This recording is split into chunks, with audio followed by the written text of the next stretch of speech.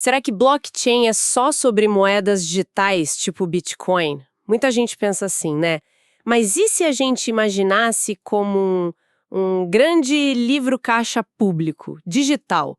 Quase como uma super planilha compartilhada que, para certas coisas, sei lá, poderia até substituir o bom e velho carimbo do cartório. Bem-vindos à nossa exploração de hoje. Temos aqui um material bem interessante sobre blockchain.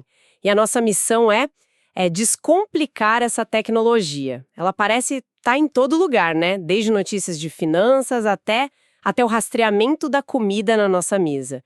Prometemos uma conversa clara, com exemplos práticos, para a gente entender o que realmente importa sobre blockchain. Exatamente. A ideia é ir além do básico, sabe? Do hype. Vamos usar as informações que a gente recebeu para entender não só o que é a blockchain, mas principalmente por que ela é vista como tão fundamental para tantas aplicações novas. Vamos analisar o potencial e, claro, os desafios também. Tudo de forma bem direta. Ótimo. Então, para começar do começo mesmo, se a gente tivesse que explicar a blockchain numa frase curta, direta, tipo aquela explicação para dar num café. Boa pergunta. Olha, com base no que a gente leu, podemos dizer que blockchain é essencialmente um livro-caixa digital. E ele é público, compartilhado e, muito importante, imutável. Ele é mantido de forma distribuída, sabe? Por muitos computadores independentes, que são os tais nós da rede. Cada nova informação, ou bloco, é como se fosse uma página nesse livro. E cada página nova é conectada na anterior usando códigos criptográficos, formando uma corrente bem segura. O livro caixa público, compartilhado por muitos, gostei disso, e imutável, se disse. As analogias que apareceram nos materiais ajudam a visualizar melhor, para ficar mais concreto. Sim, ajudam bastante, viu?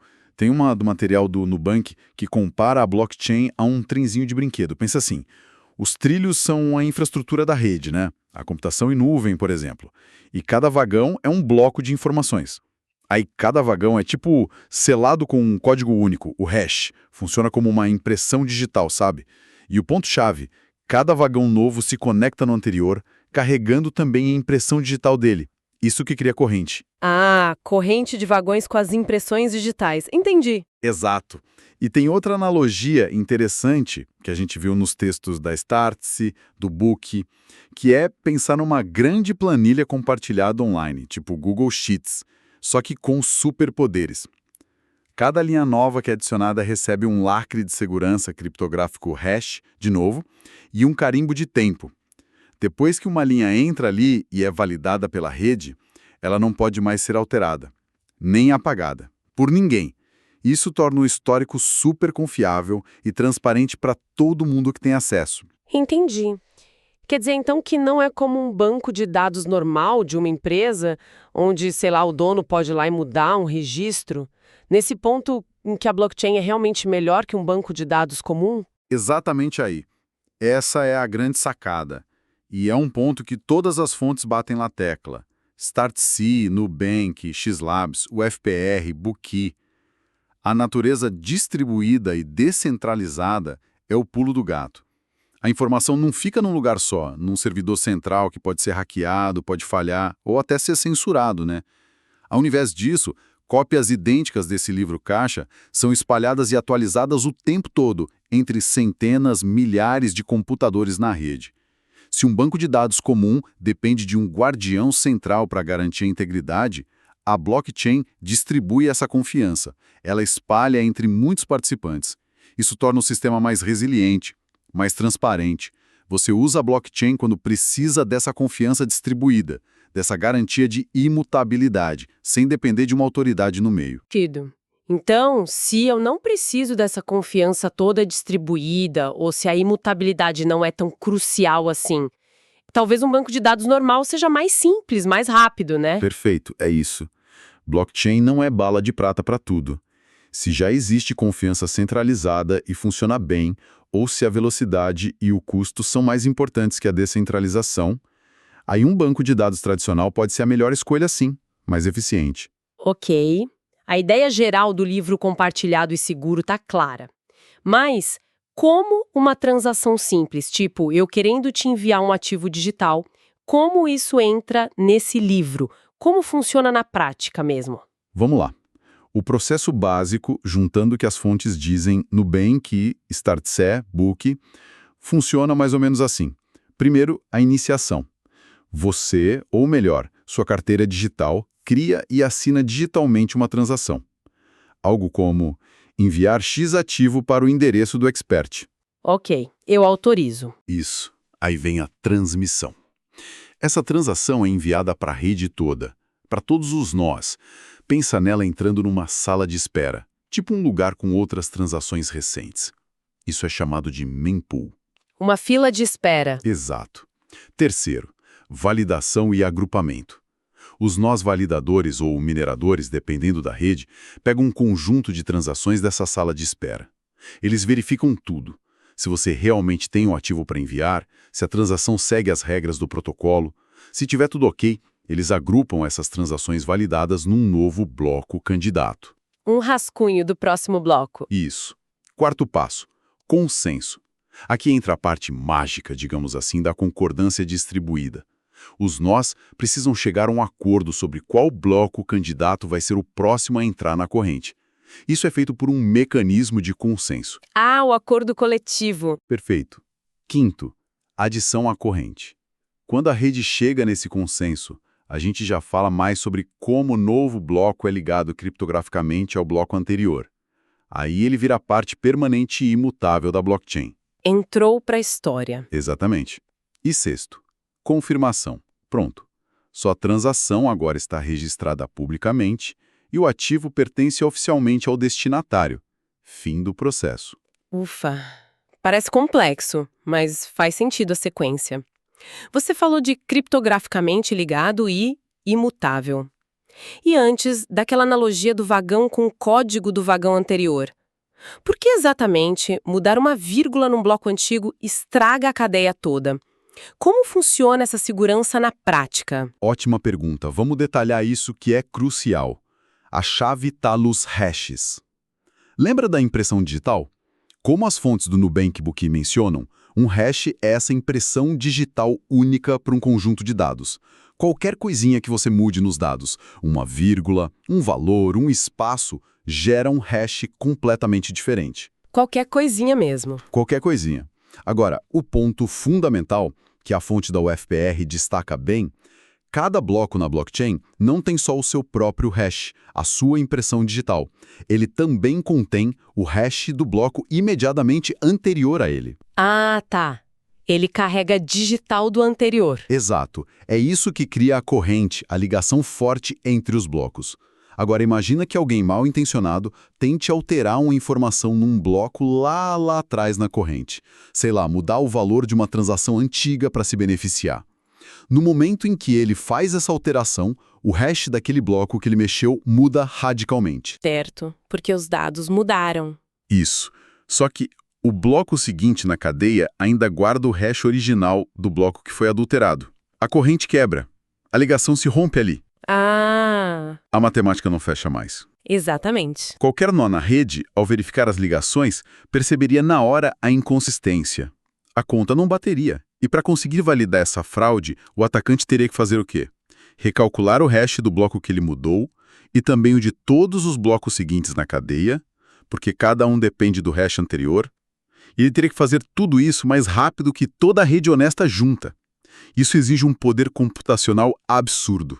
Torna a manipulação economicamente inviável, muito difícil em redes grandes.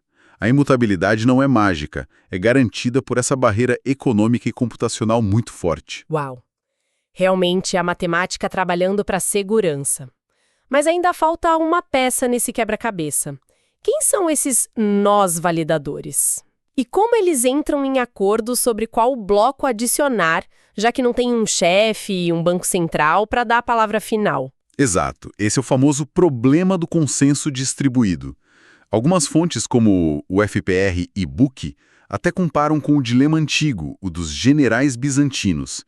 Imagina generais espalhados precisando decidir juntos se atacam ou recuam.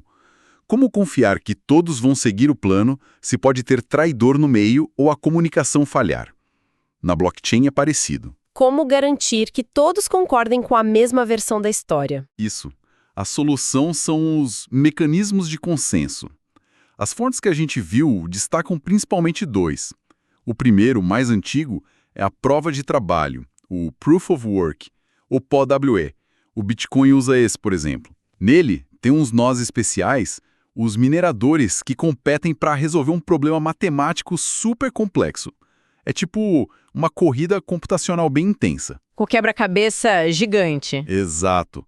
O primeiro que acha a solução prova que fez o trabalho, aí ele valida um novo bloco de transações, adiciona na corrente e é recompensado por isso, geralmente com novas moedas e taxas das transações daquele bloco. O lado negativo que todo mundo fala é que isso gasta muita energia elétrica e exige máquinas super potentes. Gera críticas ambientais e de custo, né? Sim, já ouvi falar bastante disso.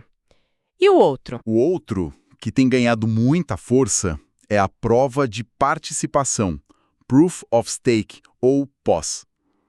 Aqui a lógica é bem diferente. Em vez de competir com força bruta computacional, os validadores são escolhidos, às vezes por sorteio, mas com um peso com base na quantidade de criptomoedas da própria rede que eles têm e concordam em travar como garantia. É o stake. Ah, eles colocam o dinheiro deles em jogo, digamos assim? Basicamente isso. Se eles tentarem fraudar a rede, eles podem perder essa garantia. É como dizer: olha, eu tenho tanto investido aqui que meu interesse é manter a rede segura, não vou trapacear. Geralmente, o POS gasta muito menos energia que o POW. É considerado mais sustentável. O Ethereum, por exemplo, que é a segunda maior cripto, migrou do POW para o POS. Entendi a diferença básica. Um queima energia para provar o trabalho, o outro aposta as próprias moedas para provar que está falando sério. Faz sentido. E como eles evitam o tal do gasto duplo? Tipo, eu tentar gastar a mesma moeda digital 2 vezes. Tenta explicar isso como se eu tivesse, sei lá, 10 anos. Boa. Vamos lá. Imagina que você tem uma figurinha super rara, daquelas brilhantes. Você só tem uma, certo? Certo. Você não pode dar essa mesma figurinha para 2 amigos ao mesmo tempo, pode? Se você der para o João, não pode dar a mesma para o Pedro depois. Não, claro. Ou um ou outro. Na blockchain, é mais ou menos isso. O mecanismo de consenso e a regra da cadeia mais longa, ou a finalidade no pós, que é um conceito parecido, evitam que você gaste 2 vezes a mesma moeda digital. Lembra que a moeda é só um registro no livro caixa, né? Quando você tenta gastar, essa transação vai para a rede. Se você for espertinha e tentar enviar a mesma moeda para 2 pessoas diferentes quase ao mesmo tempo, as 2 transações podem até aparecer naquela sala de espera. Mas na hora de validar e colocar num bloco, os nós que seguem as regras só vão aceitar uma delas como válida.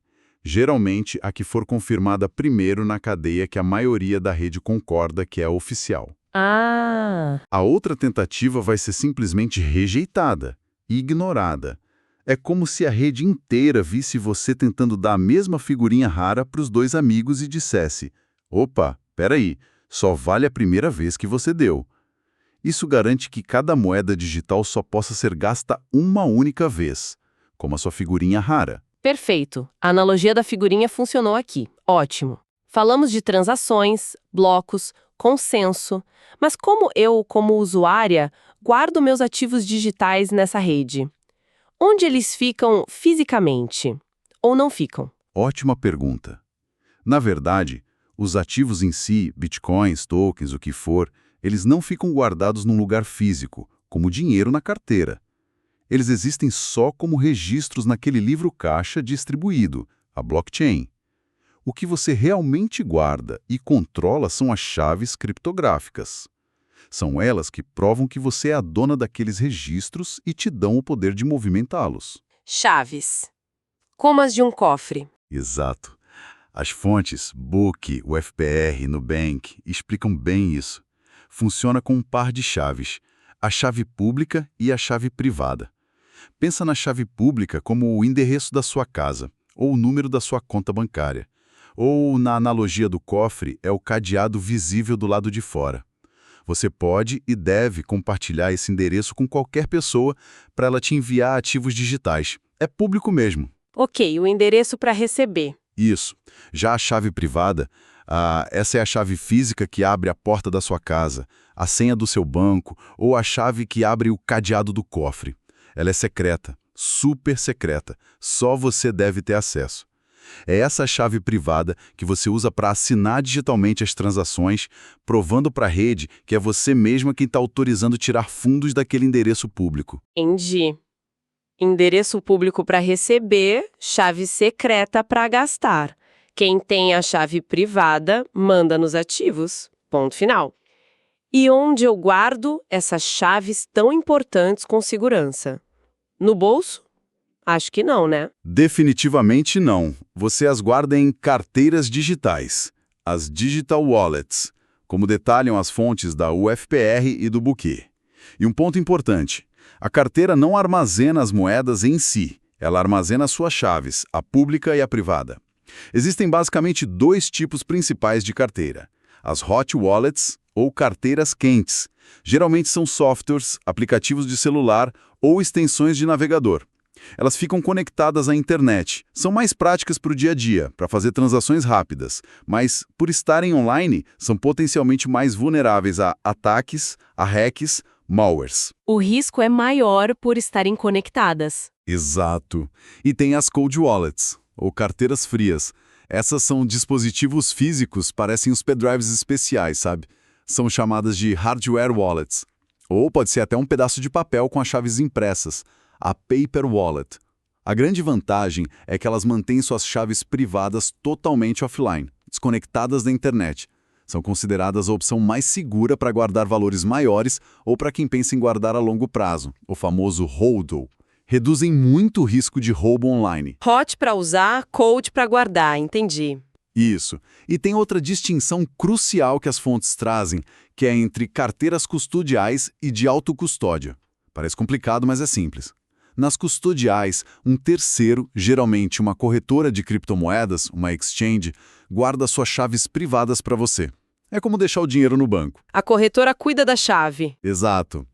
A vantagem é a conveniência. Se você esquecer a senha do site deles, eles geralmente conseguem te ajudar a recuperar o acesso. A desvantagem é, você precisa confiar totalmente neles, porque tecnicamente são eles que controlam seus fundos, não você. Se a corretora for hackeada, falir, você pode perder tudo. Tem aquele ditado no meio cripto, not your keys, not your coins. Se não são suas chaves, não são suas moedas. Nossa, pesado isso. E a outra? A outra é a de autocustódia, ou não custodial. Aqui, você é a única responsável por guardar suas chaves privadas. Geralmente, quando você cria uma carteira dessas, o sistema te dá uma sequência de 12 ou 24 palavras.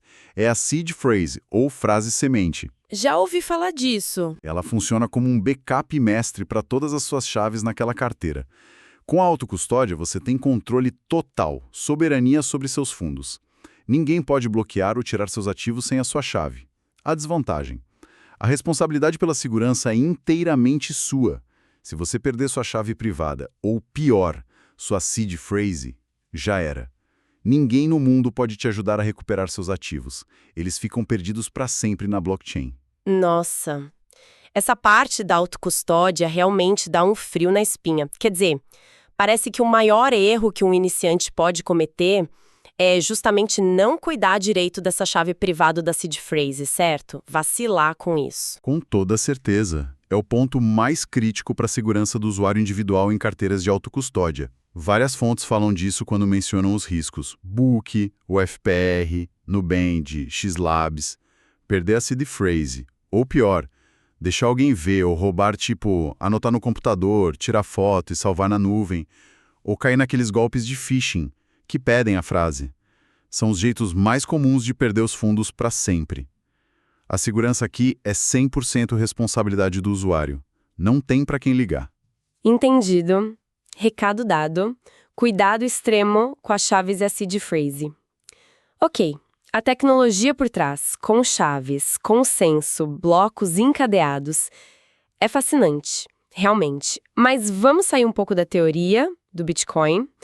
Onde mais essa tecnologia de livro-caixa distribuído está sendo usada de forma prática? Onde ela realmente faz diferença no mundo real, segundo o material que a gente analisou? Tem exemplos concretos? Tem sim. E muitos. As fontes que a gente tem, StartSS, o FPR, Book, Xlabs, mostram um leque bem amplo de aplicações.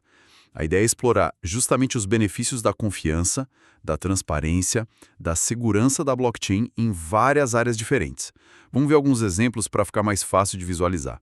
Primeiro, transferências e pagamentos. Além do Bitcoin, que nasceu para isso, a tecnologia permite enviar valores para o exterior de forma bem mais rápida e barata, muitas vezes em minutos, a qualquer hora do dia, qualquer dia da semana, sem depender de banco, de horário bancário e de taxa de câmbio alta. Tipo, como eu mandaria R$ 50 para fora do país hoje usando isso? Olha, um jeito fácil seria usar uma stablecoin, que é uma criptomoeda que tenta manter o valor estável, tipo pareado com dólar ou real.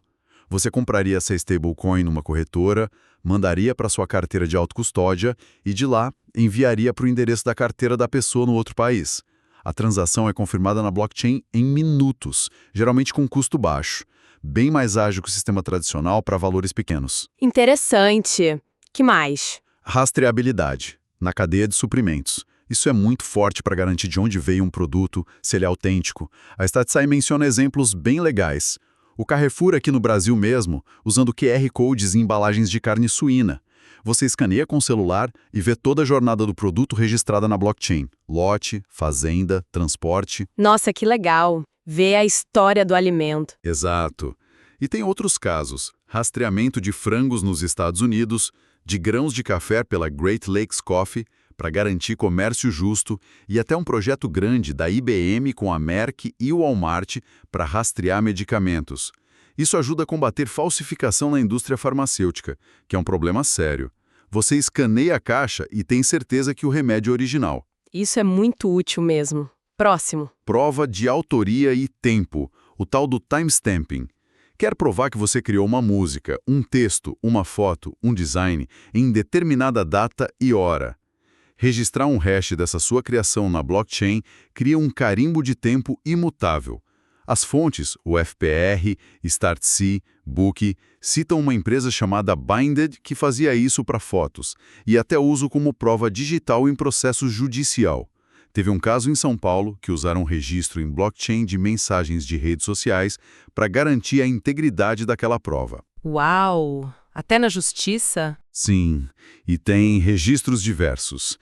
As fontes, StartSci, UFPR, Book, mencionam usos mais experimentais ou pilotos em áreas como eleições. Serra Leoa usou para ajudar na contagem de votos. Registro de imóveis com projetos em Dubai e na Suécia tentando simplificar e dar mais segurança para a transferência de propriedade.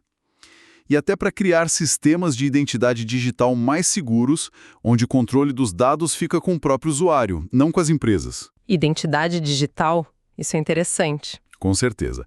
Aí tem também novos instrumentos financeiros e programas de recompensa. Empresas grandes estão testando. O banco JP Morgan explorou emitir títulos de dívida usando o blockchain para agilizar o processo. StartSci. E a American Express patenteou um sistema de recompensas para clientes baseado em blockchain, buscando mais segurança e transparência nos dados de consumo. StartSci. As grandes empresas de olho também. Sim.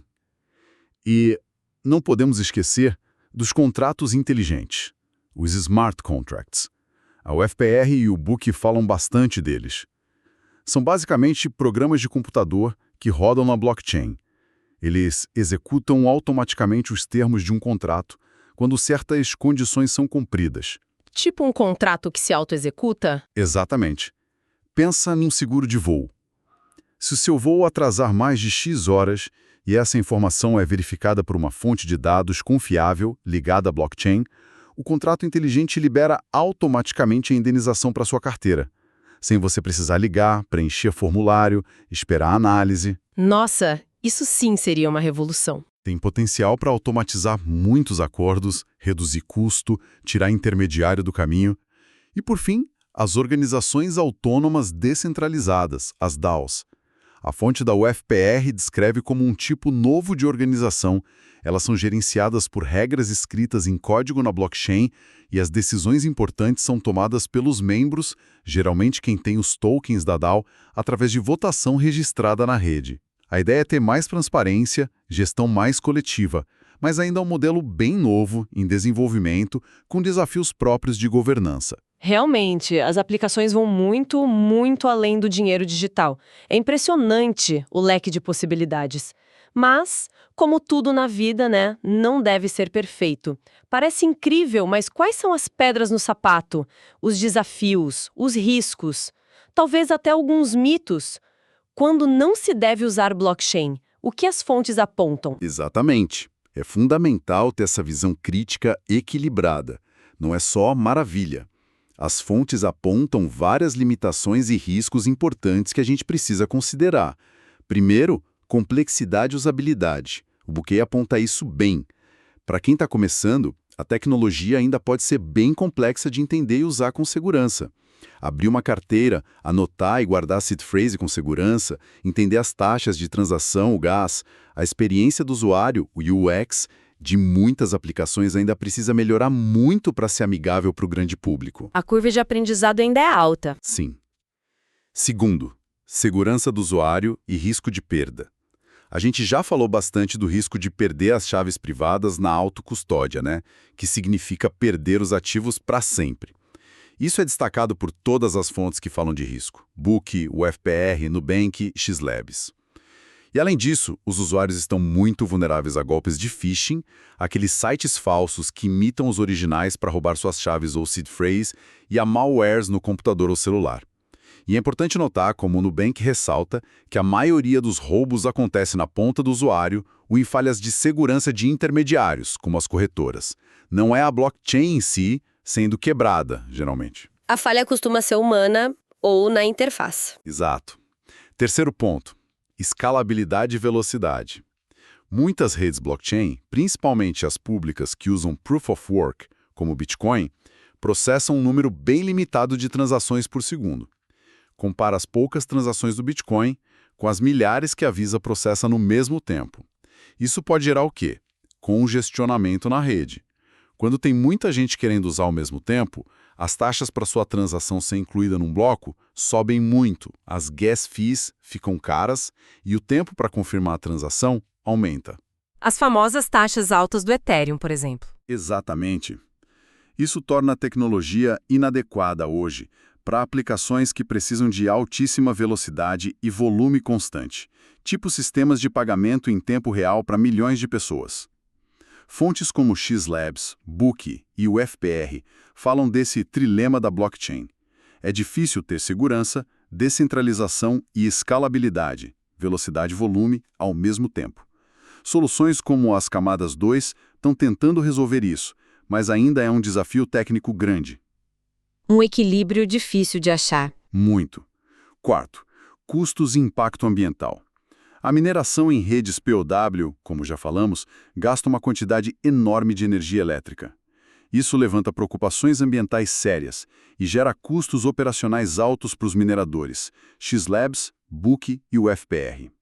As redes POS são bem mais eficientes nesse ponto, mas mesmo nelas, as taxas de transação podem ficar caras quando a rede está congestionada.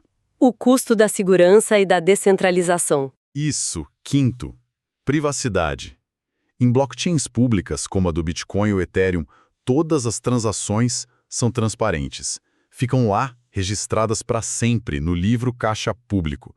Qualquer um pode ir lá e ver os endereços envolvidos e os valores transacionados. Totalmente público. Sim, embora os endereços sejam pseudo-anônimos, não tão ligados diretamente ao seu nome por padrão, existem técnicas de análise da rede que às vezes conseguem conectar endereços a identidades reais. Para empresas ou pessoas que precisam de confidencialidade, isso pode ser um problema sério. Book, o FPR. Existem blockchains focadas em privacidade e tecnologias como Zero Knowledge Proofs surgindo, mas a transparência radical ainda é o padrão em muitas redes importantes. Entendi. A transparência tem dois lados. Exato. Sexto, risco de centralização. Parece irônico, né? Mas o alto custo e a necessidade de hardware super especializado para minerar em redes POW podem acabar concentrando o poder de mineração em poucas empresas ou grupos gigantes, os mining pools. O Booker aponta isso. Isso pode ir contra aquele ideal de descentralização total que a tecnologia busca. Uma concentração de poder inesperada. Pois é. Sétimo, Regulamentação. Em muitos países, incluindo o Brasil, as leis sobre criptoativos e blockchain ainda estão sendo criadas, discutidas, mudadas. Essa falta de clareza regulatória gera muita incerteza para empresas e para quem investe, especialmente quando se fala de ofertas de novos tokens, que às vezes podem ser considerados valores mobiliários e precisam seguir regras específicas, ICOs e STOs. A fonte da UFPR detalha bem essa questão. A lei ainda correndo atrás da tecnologia. Sempre. E por último, vulnerabilidades técnicas. Embora o conceito da blockchain seja muito robusto, a implementação específica do software ou dos contratos inteligentes que rodam em cima dela pode ter bugs, falhas, que podem ser exploradas por hackers. Ataques como o Sybil-ataque, que é criar um monte de identidades falsas para tentar manipular o consenso, mencionado pela X-Labs, são teoricamente possíveis, embora sejam bem difíceis de executar com sucesso em redes grandes e maduras. Quer dizer, a teoria é forte, mas a prática pode ter falhas. Exatamente. A segurança depende muito da qualidade da implementação e da vigilância constante da comunidade. E sobre aquele mito que a gente ouve às vezes, de que blockchain resolve tudo, que é a solução para qualquer problema de tecnologia que aparece. Ah, isso é clássico. E definitivamente não é verdade. As fontes X-Labs e Bookee são bem claras nisso. Usar blockchain hoje não precisa só introduz complexidade, custo e muitas vezes lentidão desnecessária. A pergunta-chave que qualquer projeto ou empresa tem que se fazer antes de sair usando blockchain é: o problema que eu estou tentando resolver realmente precisa de um registro distribuído, imutável e que funcione sem uma autoridade central confiável? Quando a resposta é não. Se a resposta for não, se a confiança centralizada já existe e funciona bem, se a imutabilidade não é tão crítica assim, ou se a performance e a velocidade é o fator mais importante, então um bom e velho banco de dados, seja ele centralizado ou distribuído, mas não blockchain, provavelmente vai ser uma solução muito mais eficiente, barata e rápida. Blockchain é uma ferramenta poderosa, mas para problemas específicos. Não é um martelo para qualquer prego. Perfeito. Recado entendido. Usar com critério. Então, fazendo um resumo rápido aqui da nossa exploração. Blockchain é, na essência, um livro-caixa digital. Ele é compartilhado entre muitos computadores, é tornado seguro e praticamente à prova de adulteração pela criptografia. As transações são agrupadas em blocos que são encadeados de forma permanente, um após o outro, e tudo funciona com base num acordo coletivo, num consenso da rede, o que diminui ou até elimina a necessidade de um intermediário central, um banco, um cartório, para validar informações e gerar confiança entre as partes. Certo? Exato. Resumo perfeito. E a gente viu que o potencial dela vai muito além das criptomoedas, que foram só o começo. Tem aplicações promissoras em rastreabilidade de produtos, em registros de propriedade, de identidade, prova de autenticidade, execução automática de contratos e até em novas formas de organizar empresas e comunidades online, como as DAOs. Mas também reconhecemos os desafios atuais, né? A necessidade de escalar, de conseguir lidar com mais usuários e transações sem ficar lento ou caro, os custos, sejam energéticos no pool ou de taxas de transação, as questões de privacidade nas redes públicas e, claro, a responsabilidade enorme do usuário em proteger as próprias chaves privadas na autocustódia. Muito bom. Foi uma análise bem completa. E agora, para a gente fechar, chegou a hora daquela pergunta final, para deixar quem nos ouve pensando um pouco mais. Depois de tudo isso que a gente discutiu hoje, qual reflexão fica sobre o impacto talvez mais profundo dessa tecnologia? O que ela realmente pode mudar lá na frente?